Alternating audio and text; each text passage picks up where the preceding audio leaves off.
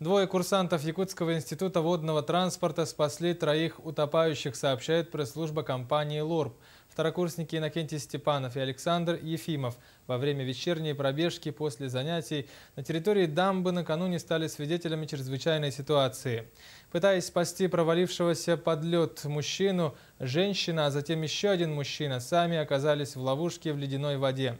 Молодые люди не растерялись и бросились на помощь утопающим. Им удалось их спасти, вовремя вытащить на берег. Принять правильное решение помогли ребятам здравомыслие, отличная реакция и хорошая физподготовка. С повышением температуры наружного воздуха лед на водоемах республики меняет свою структуру. Тает и становится непрочным. Местами становится очень опасным.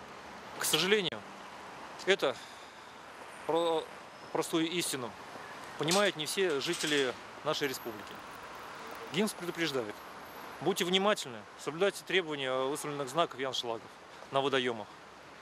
Не подходите близко к плыньям. Родители, не допускайте детей на водоем без надзора взрослых.